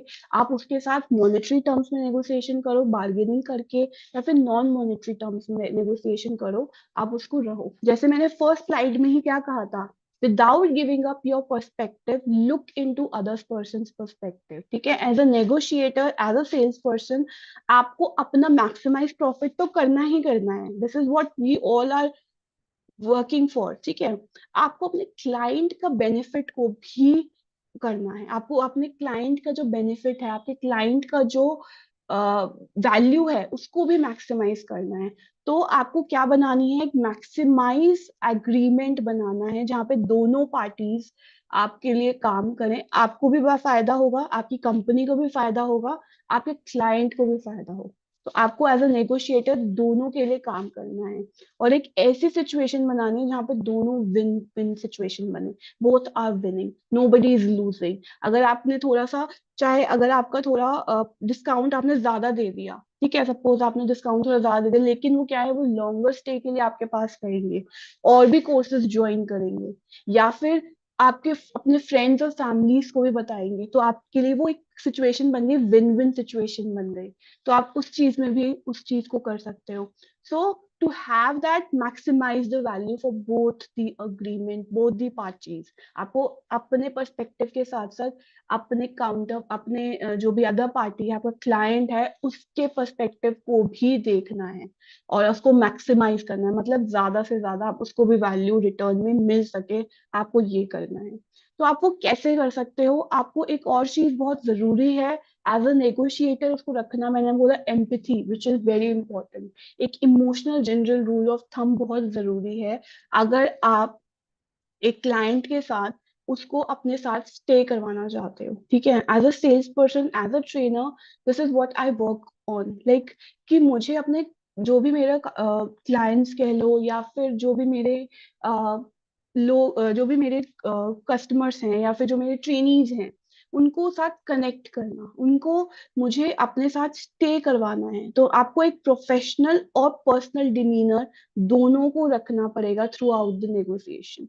पर्सनल टच देना पड़ेगा, विच मीन्स आपको उनके साथ कंफर्टेबल बनाना पड़ेगा। It is not just about talking about the personal life, it is not about their talking about the personal life, it is about आप उनके साथ कैसे स्टे कर रहे हो, उनको पर्सनल टच कंफर्टेबल कर रहे हो कि भाई आप आपको जो भी प्रॉब्लम है, आपका जो भी इशू है, मैं उसको नेगोशिएट करूंगी बेटर वे में, और हम एक अच्छी डील को क्रैक कर पाएंगे। सो क्रैकिंग या बेटर डील आपको एक प्रोफेशनल और पर्सनल डिमीनर, पर्सनल टच, एक कंफर्ट लेवल आपको बनाना पड़ेगा विद योर कस्टमर्स, अगर आपको एक बेटर नेगोशिएटर बनना है तो। ठीक है, सो पर्सनल और प्रोफेशनल डिमीनर को भी मेंटेन करना बहुत जरूरी है नेगोशिएशन में। एंड एज आई सेड कि जो नेगोशिएशन है, it is, there are no rules, इसके कोई रूल्स नहीं है, ये जो सेट ऑफ जो मैंने चीजें बताई हैं, you have to consider it. ठीक है, आपको अपने बार्गेनिंग और सेलिंग नेगोशिएशन को डिफरेंस रखना है। ठीक है, वो कभी भी बार्गेनिंग और सेलिंग को पार्ट नहीं हो सकती। बार्गेनिंग और सेलिंग, सेलिंग आपको नेगोशिएशन आपको तब स्टार्ट करनी है जब आपकी सेलिंग हो जाए। आपको उनको हैंड इन हैंड नहीं चलाना है। पावर्स के बारे में पता होना चाहिए, not just about your self, you should be aware of the power of your competitor. वो क्या कर रहे हैं, वो कौन से कोर्सेज लेके आ रहे हैं मार्केट में, या कुछ भी ऐसा इन्वॉल्व कर रहे हैं, तो मुझे मार्केट रिसर्च में भी बहुत अच्छा होना पड़ेगा। अगर मुझे एक अच्छा सेल्स पर्सन भी बनना है, नेगोशिएटर बनना है, तो मुझे मार्केट रिसर्च में भी हेल्पफुल होना पड़ेगा अपनी कंपनी के लिए, या फिर अपने जो भी मेरा उनका है, कि मुझे, हमें पता होना चाहिए कि वो क्या कर रहे हैं। ठीक है, और एक नेगोशिएटर, जब आप एक क्लाइंट के साथ बात कर रहे हो, तो आपको एक empathy, personal touch, personal demeanour, मतलब पर्सनल एक जो बिहेवियर होता है ना, आपको उनके साथ रहना है कंफर्टेबल। जब आप लिसनिंग, तो आप उसके साथ सिर्फ सुन रहे हो, उसकी बात को समझने की कोशिश कर रहे हो, आप वहीं पे एक पर्सनली उसको कंफर्टेबल कर रहे हो अपने क्लाइंट को, कि उसको समझ आ रहा है कि अच्छा, ही और she is a very nice person, जो मेरे लिए, मुझे समझ रहा है कि मेरे को क्या चाहिए और मेरे लिए क्या नीड्स है, उसको प्रॉपर वे में लेके जा रहा है। सो नेगोशिएशन के कोई रूल्स नहीं है। जो भी मैंने आपको चीजें बताई हैं, they are set of parts, कि आपको उन सबको ध्यान रखना है, व्हाट यू आर डूइंग और what you are reaching to. ठीक है, एक नेगोशिएशन को एक रीच करने के लिए, तो first of all what you have to do is, आपको एक डील बनानी है जहां पे बोथ द पार्टीज आपकी बेनिफिट में हो। सिर्फ आप नहीं, आपका सामने वाला भी, आपका जो क्लाइंट है उसको भी आपको बेस्ट चीज देनी है, वैल्यू देनी है, ताकि वो मैक्सिमाइज कर सके। और अगर आप मैक्सिमाइज करवाओगे अपने कस्टमर की वैल्यू को, तो दोबारा वो आपके पास आएगा।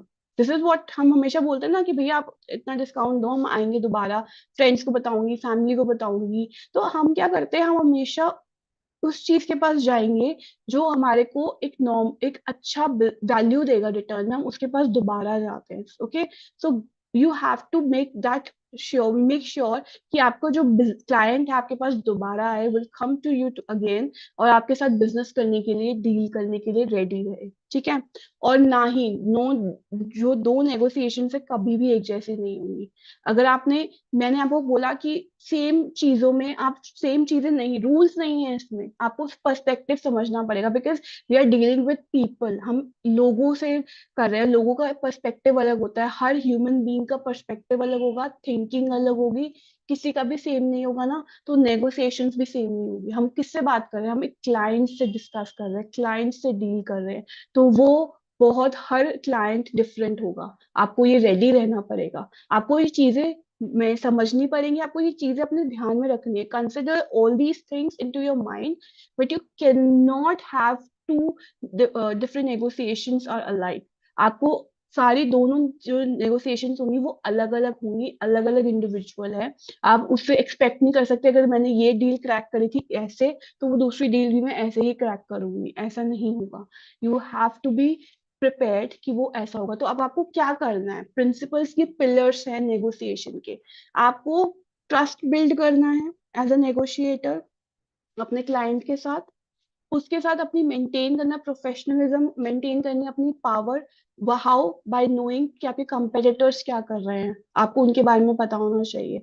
और एक ऐसा अग्रीमेंट रेडी करना है, value, higher value agreement ready करना है, so that we can create a situation both maximise कर सके और विन विन सिचुएशन क्रिएट कर सके। हमें दोनों को क्रिएट करना है।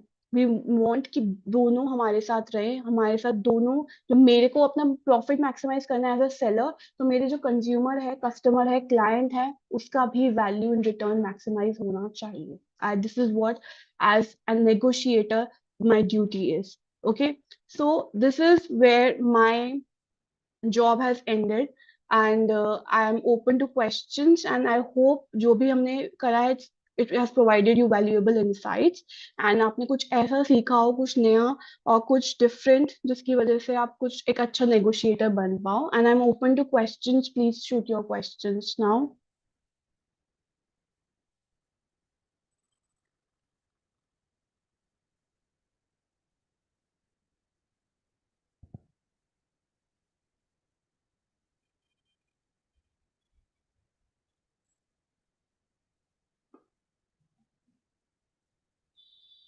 किसी के पास क्वेश्चंस हैं, please ask if you have any.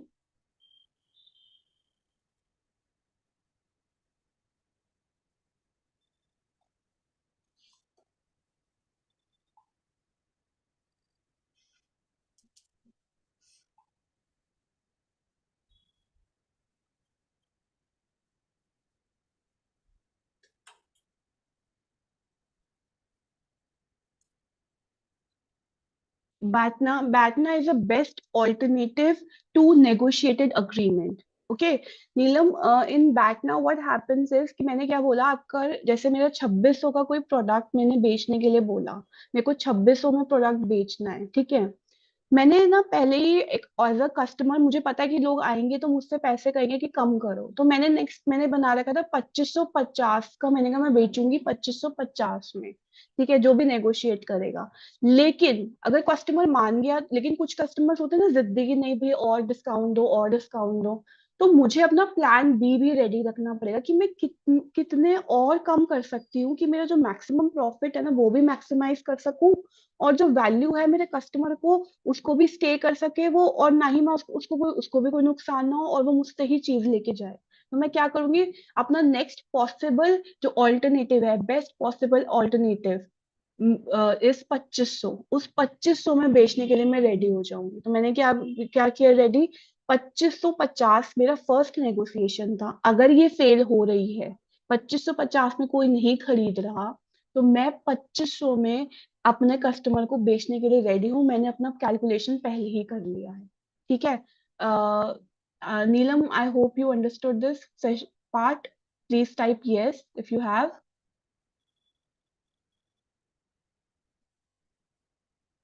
Okay, thank you so much Neelam. Yes, सामने वाले को ऑफर कैसे दे बिना कंपनी ने, I don't understand. Tanu, could you please write it again, आप एक बार दोबारा लिखेंगे, क्या बोलना चाहते हैं आप?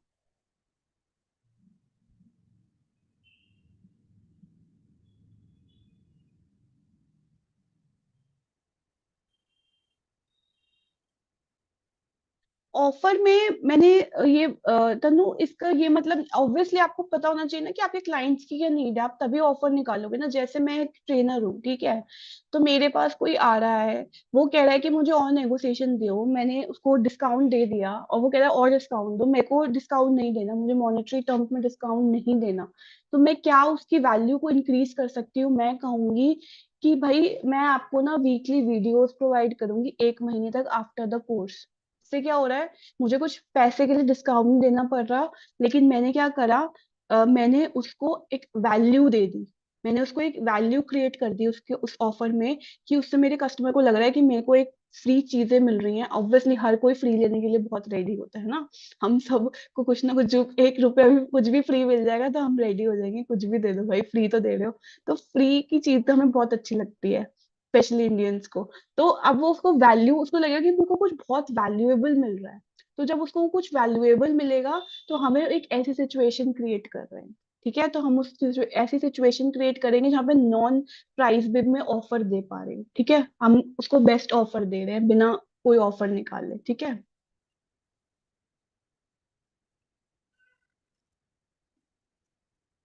हाँ, जैसे सिमरन ने बोला ना कि वो सेव नहीं करते, वो कहते हैं कि भाई इंटरेस्टेड ही नहीं है, हम बोल देते हैं, आप उनको बेनिफिट्स बताओ। हम क्या करने लग जाते हैं, हम ऑफर्स बताने लग जाते हैं। मैंने क्या बोला, नेगोशिएशन हम ना पहले, बेचने से पहले हम क्या करते हैं, हम ना उनको ऑफर्स बताने लग जाते हैं कि हमारी कंपनी ये ऑफर दे रही है। भाई क्यों ऑफर दे रही है, पहले तुम अपने ऑफर्स मत बताओ, अपने जो अभी आप प्रोडक्ट बेच रहे हो ना, आप उसके बेनिफिट्स बताओ कि उस प्रोडक्ट का बेनिफिट क्या है। कि अगर आप ये कोर्स करोगे, अगर आपको उस ऑडियंस को ढूंढना पड़ेगा जिनको सपोज, मुझे उन ऑडियंस को ढूंढना है, मुझे उनको टारगेट करना है जो इंग्लिश सीखना चाहते हैं, ठीक है। अगर मैं किसी को इंग्लिश सिखाना चाहती हूँ, मेरे को उन करना पड़ेगा, तो मैं उनको बेनिफिट्स बताऊंगी कि भाई क्या बेनिफिट्स है इंग्लिश सीखने के। It is not just about being in professional life, आप पर्सनल लाइफ में भी जब आप इंग्लिश बोलते हो, एक आती है ना बात की, अच्छा कि उसको इंग्लिश आती है, तो it will create that benefit कि मेरा कोर्स लेके तुम्हें क्या बेनिफिट मिलेगा, कि आप डे टू डे लाइफ में भी अच्छी इंग्लिश बोल सकोगे भाई। आप ऐसे बोलोगे, बोलते हैं ना कि आपको इंग्लिश बोलनी सीखेंगे आप, सिर्फ मैं आपको ग्रामर नहीं सिखाऊंगी, आपको कॉन्फिडेंस भी सिखाऊंगी। एक वैल्यू एडिशन मिल गया उसको, अच्छा कि मुझे सिर्फ ग्रामर या फिर इंग्लिश नहीं सीख रहा, मुझे कॉन्फिडेंस भी सिखा रहा है कि मैं अपने आप को कैसे प्रेजेंट कर सकूं किसी के सामने। तो आपको अपने कस्टमर को ऑफर्स नहीं देने, पहले आप कभी भी स्टार्ट मत करना कि हम इतने ऑफर दे रहे, 10% का ऑफर, अपने बेनिफिट्स बताओ कि आपके कस्टमर के लिए बेनिफिट्स क्या है, अगर ये कोर्स वो खरीद रहा है तो वो क्या बेनिफिट ले रहा है।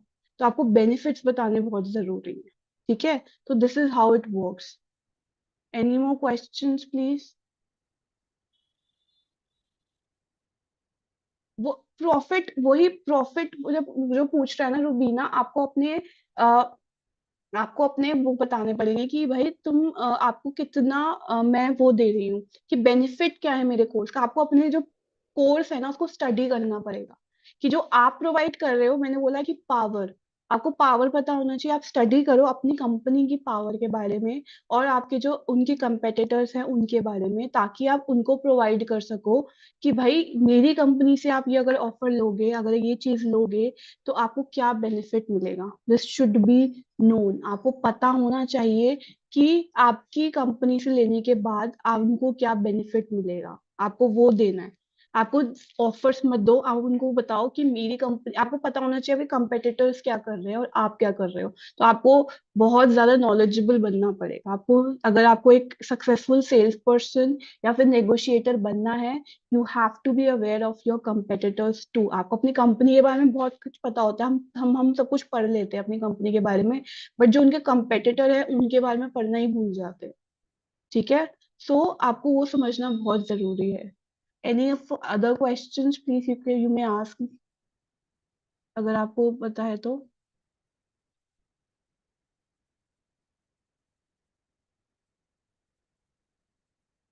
Six, Surya, hi, it is Skills by Rishika on Instagram. You can follow me there. And Avnish Singh, yes. अगर 60 एज के आ रहे, क्या 60 एज के बाद क्या कोई भी कहीं पे भी एज होती है। हम हमेशा क्या बोला जाता है, आपने कभी भी बहुत लोगों को देखा होगा कि कितने लोग एक सर्टेन एज के बाद अपनी डिग्रीज कंप्लीट कर रहे हैं। आपने एक गांव में लोगों ने अपनी 10th कंप्लीट करी है, बहुत लोगों ने ऐसे जो आफ्टर दादी नानी बनने के बाद। तो अगर किसी भी चीज को सीखने के लिए कोई एज नहीं होती, आपको उनको एश्योर करवाना पड़ेगा कि भाई, अगर आपको एज अ नेगोशिएटर मेरा क्या काम है, आपको एम्पैथी, मैंने क्या बोला, एम्पैथी दो उसको, उनको समझो कि आपको क्या चाहिए। आप उसको पर्सनल टच दो भाई, कि आपको समझाना पड़ेगा कि as a as a an old person, it is not कि आप अपनी चीजें सीख नहीं सकते। At any level of your life, at any age of your life, you can learn new things. और जब आप उस चीज को लर्न करते हो, एक्सप्लोर करोगे, तो आप कुछ ऐसा बन जाओगे।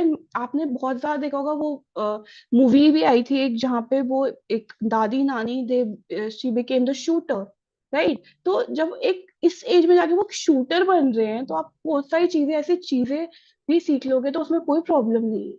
तो ये एज कभी मैटर नहीं करती, आपको एज को इन्वॉल्व, आपको ये समझाना पड़ेगा कि age is not a barrier to your success. आप कुछ भी सीखते हो, कभी भी सीख सकते हो, वो कोई भी बैरियर नहीं होनी चाहिए, ठीक है।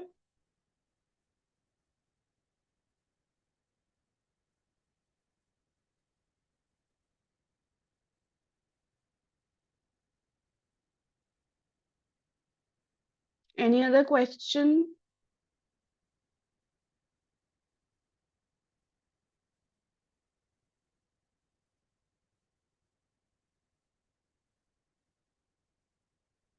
ओके, जैसे आप प्राइस की बात कर रहे हो तनु, कि प्राइजेस आपके ज्यादा है तो आपके बेनिफिट्स भी ज्यादा है ना। आप पहले उनको प्राइस ही क्यों बता रहे हो, आप पहले उनको बेनिफिट्स बताओ। मैंने क्या बोला, हम नेगोशिएशन शुरू कर देते कि मैं इतने में कोर्स बेच रही हूँ, इतने में वो कर रही हूँ। आप पहले उनको समझो। पहली बात तो आपको आपको पता चल जाएगा कि वो आपके जो क्लाइंट है उसका बजट है या नहीं, कि आपको वेस्ट करना है कि नहीं टाइम। उस चीज में भी मत जाओ फिर, है ना, कि आप टाइम वेस्ट क्यों कर रहे हो, कि वो इंटरेस्टेड ही नहीं है suppose.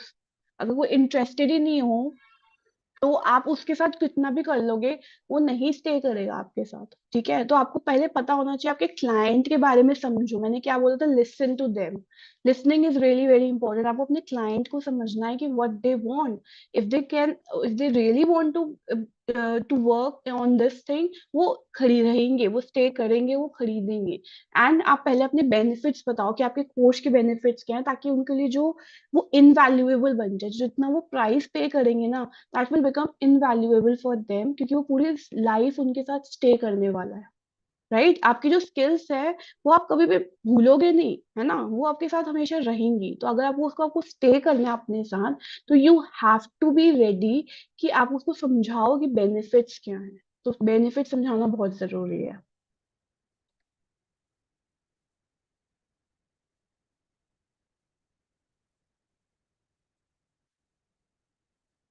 Neelam, in best alternative I said कि प्लान बी रेडी रखो अगर आपकी फर्स्ट नेगोशिएशन फेल हो रही है। ठीक है, आप ना पहले ही अपना सारे ऑफर्स मत दिखा दो ज्यादा। ठीक है, आपको पता है कि आपकी कंपनी ने अलाउ किया है कि आपको इतना ऑफर देना है, ठीक है, सारे ऑफर्स एक साथ मत बताओ। आप पहले स्टार्ट करो एक ऐसे ऑफर के साथ जिसके साथ उनको, आप उनके साथ भी मान जाए तो बहुत बड़ी अच्छी बात होती है। ठीक है, फिर आप उसमें उसके बाद कोई ऐसा डिस्काउंट या फिर कुछ ऐसा ऑफर जो भी आपकी कंपनी ने आपको अलाउ किया है कि आप इतना तक दे सकते हो या फिर इतना तक डिस्काउंट कर सकते हो, आप तब जाके उनसे बात करो। प्लान बी, मतलब आपको रेडी रहना पड़ेगा। आप एकदम से सब कुछ अपने नेगोशिएशन सारे नहीं बताने। मैंने क्या बोला, बेनिफिट्स बताओ। सबसे इंपॉर्टेंट चीज होती है वो कस्टमर को एल्योर करना, आपको स्टे करवाना है, टू मेक देम अंडरस्टैंड कि इस चीज का बेनिफिट क्या है। अगर मैं आपको कोई भी चीज का बेनिफिट बताऊंगी, नहीं कि उसको पागल नहीं बनाना, इट्स नॉट अबाउट कि पागल बनाना जैसे हम कहते हैं, कि इट्स अबाउट कि आपको अपने कोर्सेज के बारे में पता होना चाहिए कि फिर कोर्सेज क्या क्या बेनिफिट करेगा उनको। आपको स्टडी करना पड़ेगा उनको, आप उनको समझो, आपको बता रहा है कि आपको क्या बेस्ट आपके लिए है, आपका बेनिफिट। आप उनको सुनो कि आपको क्या क्या चाहिए एज अ क्लाइंट, उसको क्या इम्प्रूव करना है अपनी लाइफ, अपने उसमें कंप्यूटर्स करनी है, क्या कहते हैं, इंग्लिश करनी है। तो आप उसको कोर्सेज बताओ कि ये बेस्ट कोर्सेज है। उसने कहा बजट मेरा इतना नहीं है, तो आप सबसे कम वाला पहले कोशिश करो कि बेचने की, भाई इसमें अगर आप ये बेसिक करोगे तो आपके लिए बहुत हेल्पफुल होगी। तो ये जरूरी बहुत ज्यादा होता है। ठीक है, I hope I made you understand कि आप बेस्ट ऑल्टरनेटिव कैसे यूज करेंगे। Any other question? Bhavna, I think it's time to hand over it to you. Okay Rishika, thank you so much. First of all thank you so much, इतना अच्छा आपने session हमारी audience को provide करा। And काफ़ी अच्छी चीज़ें आपने प्रोवाइड करी। बहुत सारी चीज़ें मैंने भी आज कुछ नया सीखा है। तो thank you, everyone, thank you. आप कमेंट सेक्शन में बता सकते हैं आपको सेशन कैसा लगा। तो प्लीज़ कमेंट सेक्शन में जाके बताइए कि आपको सेशन कैसा लगा, क्या चीज़ें समझ आई। Please okay. बताइए कि आपको कैसा लगा। आई थिंक, आई होप कि बहुत वैल्यूएबल इंसाइट्स आपको मिली होंगी और कुछ ऐसा सीखने को मिलेगा जो आपको बहुत लाइफ टाइम आपके साथ रहे इस ओके, नेगोशिएशन डील में। काफ़ी अच्छे फीडबैक्स आ रहे हैं। Thank you, thank you, thank you, thank you everyone.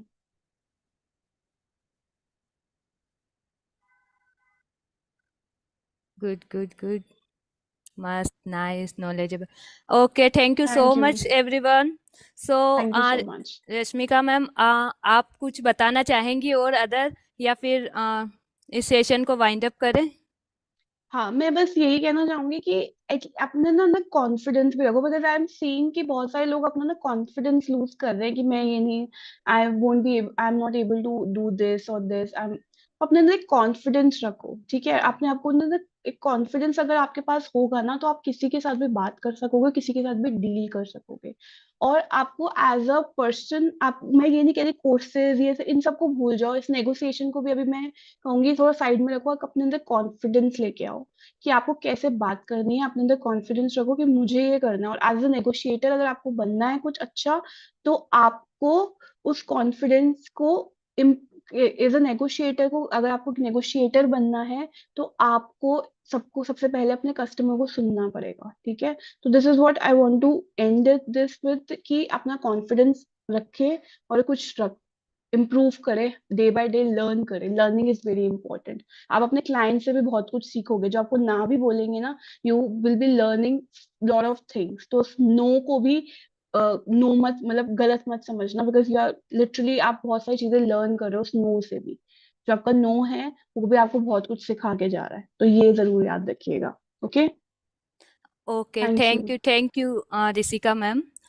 Thank you. So it's time to wind up this session. Okay, मिलते हैं नेक्स्ट संडे स्पेशल में। बाय।